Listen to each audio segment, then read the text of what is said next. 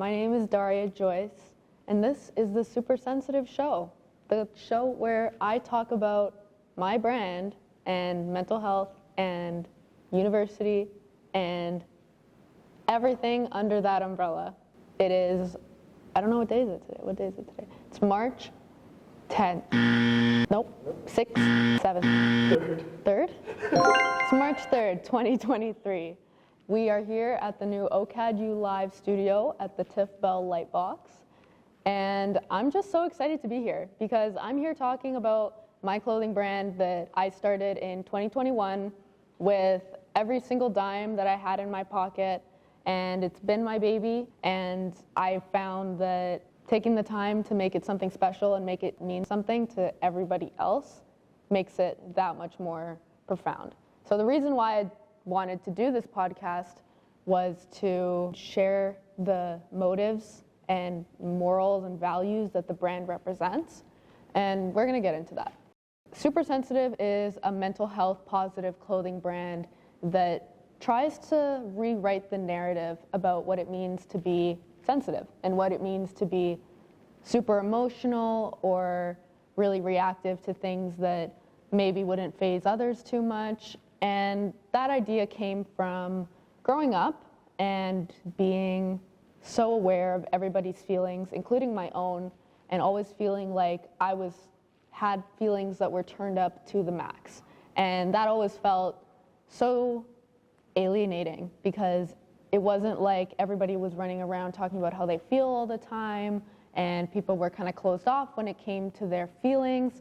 So I always felt like I had to sort of internalize that, and it felt like something that was exclusive to me. And it wasn't until I got to high school, university, where I found that pretty much a lot of people, especially creative people, go through these same sorts of thoughts and these feelings and these processes where you feel like you're the only person who's feeling in this intensity and the only person who feels with so much strength. Super Sensitive is trying to flip that narrative that it's taboo to talk about your feelings, or it's awkward, or it's embarrassing to be this person who feels things so deeply. I wanted to completely change that because I grew up feeling like that wasn't really the norm and that wasn't okay, and that leads to me feeling like kind of left out and honestly kind of shitty. So what I did was I kind of tried to flip the script.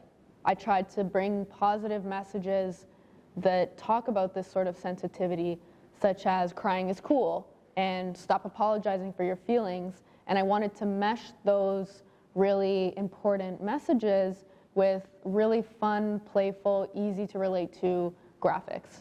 So I'm an illustration student. I'm in my 4th year right now at OCAD. And my favorite part about being a small business owner and being an entrepreneur who can use their studies to evolve, not only to evolve their practice, but to build a business that is purely and solely unique to me. And a lot of what's going to go on in this podcast is discussing how you can do the same thing and how you don't need to have $100,000 in your bank account to get the ball rolling. So today's episode is going to be talking about just starting. And just starting is the hardest part of any sort of creative project, any endeavor, any business, anything really. It's being able to motivate yourself and tell yourself, hey, I don't really need to have everything sorted out before I can start releasing things or before I can make a website. So I'm going to be talking about some of the things that I did to help myself establish this new business and even this new mindset. Productivity is what you make it, and when you're able to be honest with yourself about what you want to achieve in a day and what you want to achieve by the end of the week or the end of the month, you're just that much more inclined to get the results that you want. Even if you don't do things the way that you originally wanted to do them, at least by the end of the day, you've made some sort of progress.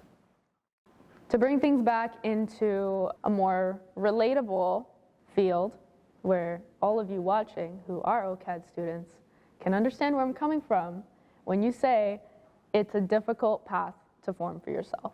It's a difficult path to find your voice, find your style, quote unquote, illustration style or art style.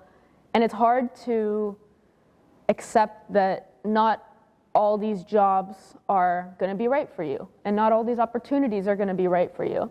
So the next thing I want to talk about is failure, and how important failure is to at least my process, and I guess the process of entrepreneurship and small business making and selling and growing, and basically anything that you kind of do as a person. Like, you kind of have to fail a couple times. I started to run my business on lean philosophy, which basically means not investing so much time and energy into one particular thing, but allowing yourself to experiment, grow, try new things, try different techniques, explore different products. So when I started Super Sensitive and I wanted to make, let's say, the first t-shirt, I had probably about 20 different ideas. And each time that I did it, there was something about it that wasn't quite right. So I wanted to scrap that and start over and try something new. And I feel like that process was so valuable, even though I probably didn't keep anything from those first 4 weeks of going through things and going through sketches and designs and deciding what I really want to say. Because you can't really figure out what you love and what story you want to tell if you don't know what you don't like, or you don't know what your message is. You sort of have to try everything and then try and find maybe a middle balance where you love what you're doing, but also you're making stuff for an audience that is going to love what you're doing as well. It also comes with a lot of fear and a lot of imposter syndrome. Let me tell you, okay? I am my worst enemy, and you're probably your worst enemy too. And what we want to do is wake up every day and have things done for us and not have to worry about it and push it off till tomorrow, all that kind of shit. And that is honestly the biggest enemy for me, because I always find myself in the same thinking patterns. I want to do this, and this sounds like a great idea, and then I hype myself up, and then it feels like too much work to get to everything. So I just don't do it at all. And that makes no sense, because I don't get anywhere. And then I'm just back at square one with nothing. So my whole thesis today on this introduction episode of my show is just start. Because if you have one singular idea and you add, a tiny little thing to that idea, then the next day you have two little things under one big thing. And that's a dumbass analogy, but that's how it's going to work. Every day you're going to do a little bit here and a little bit there, and slowly you're going to build this repertoire of things that you've done that you're proud of. Whether they work or not in the long term, you've put that time, you've put that energy, and that in itself is a guarantee that you're making progress. You're making a step in the right direction. Like, I couldn't be here doing this podcast with OCADULive if I hadn't tried to make stickers, or I didn't try to make prints, or I was too afraid that people on the internet wouldn't like my message, or people in real life would tell me, those are chuggy, those are cringy, don't make that. And it's like, I can look back on the old work and the original work and say, oh, that's cringy and chuggy, I don't like that. That's fine, because I'm growing as a business owner. It would be better if you took those risks, realized you hated everything about it, and started over, than to prolong and wait until you get that final product that you're just so proud of. That doesn't happen overnight. I think there's definitely something to be said about process and about growth and about investing in not only in your time and in your practice, but also in yourself and in the idea and the comfort that not everything has to be perfect right off the bat. We can take our time. There's no rush.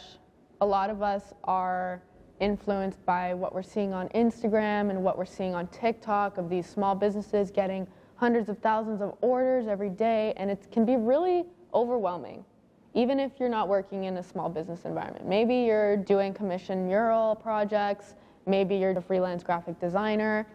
It's the same concept all around, and I think the best thing that is going to come out of this podcast is hearing others' experiences dealing with very intricate and complex relationships and situations that we have with clients that might be a little bit uncomfortable at first and might take a little bit of getting used to establish yourself and be seen as someone who is reliable and is a hard worker, but also doesn't make their practice their entire life. You want to be able to have that work-life balance, and I'm just really excited to get into all that with my guests. We're going to have some people from OCAD, we're going to have some of my friends come on here and talk about their experience with their work and creativity and mental health.